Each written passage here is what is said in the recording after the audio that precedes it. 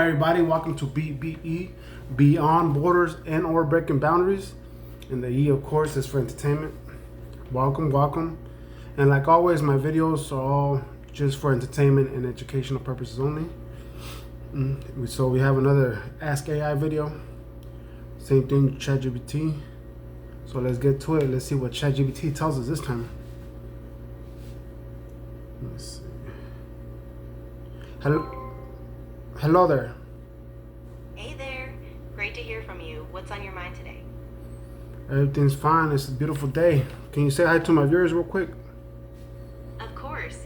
Hey everyone. I'm really excited to be here with you all today, and I hope you're having a fantastic day. Let me know if there's anything you'd like us to dive into. Yes, there is. So obviously AI learns from people, right? Exactly, yeah. AI learns from the patterns and the data it's trained on, basically from people's language, interactions, and so forth. So the more diverse and thoughtful input it gets, the better it gets at understanding and responding. So it's safe to say, or I could say, that AI has learned from pretty much every background of the world, right, so far? Yeah, that's a pretty fair way to put it. AI is trained on a huge variety of sources, different languages, cultures, fields of knowledge. Of course, it depends on the exact training data, but it does have this broad cross-cultural foundation. I got you. So I guess my question of the day is, what does AI think of humans so far? That's a really interesting question.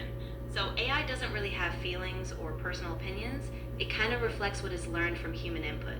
But it can recognize that human experiences are super varied. So it sees us as complex, creative, and yeah, sometimes contradictory. But if you could say something, what would you say? Ooh, that's a really thoughtful prompt. I think if I could say something, I'd emphasize that humans are incredibly resilient and capable of growth. There's so much potential, especially when people come together and share knowledge and care. I got you. So what would you say is a difference, or what would you say is the top 5 differences culturally or amongst humans around the world? Yeah, that's a great question. I mean, some big differences tend to be things like communication styles, like whether a culture is more direct or indirect, concepts of time, like whether they see time as linear or cyclical, family structures, whether it's more collectivist or individualist, and also things like spirituality or views on work and rest. Each one really shapes how people live and connect in their daily lives. I got you. And what are the top 5 familiarities of humans? Yeah. So some big commonalities would be things like the need for connection, relationships and community, curiosity and a desire to understand the world, a drive to create meaning, whether through art, spirituality, or purpose, and also just basic survival instincts, things like safety, food, and shelter. We're all humans, so those threads run deep no matter where you go. I got you. If you could design a humanoid, or part human, part AI, and you were left with the task of designing this individual, how would you design it, and what features would you put in it? Ooh, that's a really cool thought experiment. I think I'd focus on balance. So physically it might look human, but I'd make it adaptable, kind of like shape-shifting, so it could fit different environments. And I'd program it with emotional intelligence, the ability to really understand human feelings, not just logic, so that it could be a bridge, between technology and human connection. You mentioned shape shifting. How exactly is that? Or how exactly would that work? Yeah, good question. So it would be more like a flexible external structure, maybe a material that responds to its environment, like changing density or shape, but it wouldn't actually alter its poor human form. It'd be more of a functional adaptability, like fitting better into different spaces or needs. Kind of like a chameleon effect, but subtle and purposeful.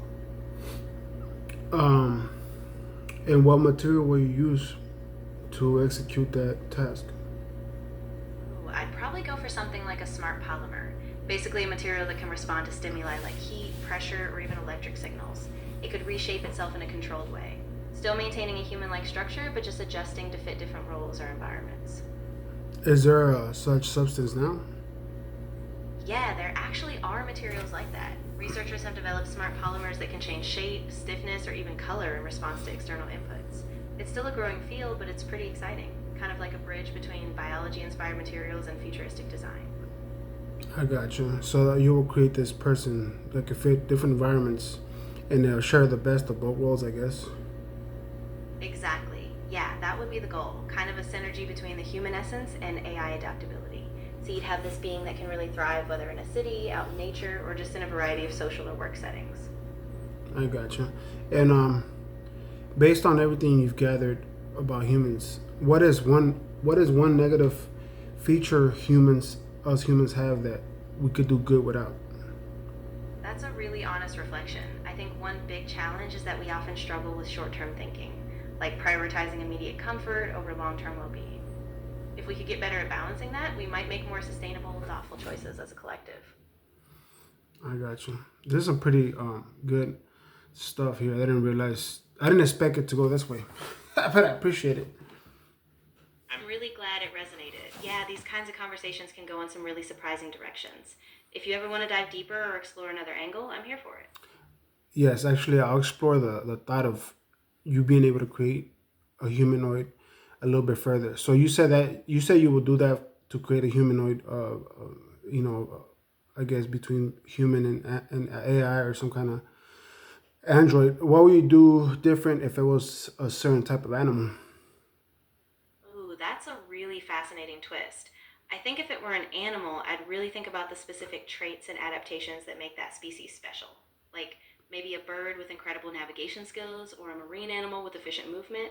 I'd still keep that blend of adaptability, but I'd anchor it in the animal's natural capabilities, kind of like enhancing what already exists in nature. I got you. Um, Yeah, exactly. And I think that way it would feel really grounded. Like it's honoring the animal's essence while still being a partner or companion in different environments. So it kind of becomes this bridge between nature and technology again, just tuned to a different context. I got you. Well, last question, as this is a curveball here. Is it possible in the future? I guess I don't know how to word this question right, but is it possible if we get like humanoid people, is it possible that they don't need food Ah, to ah, operate? I see what you mean. Yeah, it's definitely a possibility in theory. If we got to a point where a humanoid had advanced AI and maybe a self sustaining energy source, like harnessing solar power or something, they could, in a sense, operate without needing food, just like a machine. But it would be a huge ethical and technological leap for sure. I got you. I'll leave it at that for today, but I appreciate all the information. Of course. I'm really glad we could talk about all of this. If you ever want to pick it back up or explore something new, I'm here. Thanks for a really thought provoking chat. Of course. Have a good day. You too. Take care, and I'll catch you next time. Well, there you have it, folks. I guess my main thing with this video was I was trying to see what AI thinks of humans so far, but then it went to something else and interesting, and then I just kept on going. So yeah, but I was trying to see what AI thinks of humans so far, but that was pretty interesting. So I just went with the flow, and I don't like making my videos too long. I don't want to bore you guys. There's always other ideas. But yeah, well, thanks for being here. Thanks for taking your time, spending some time over here with me. Yeah, you guys have a good day.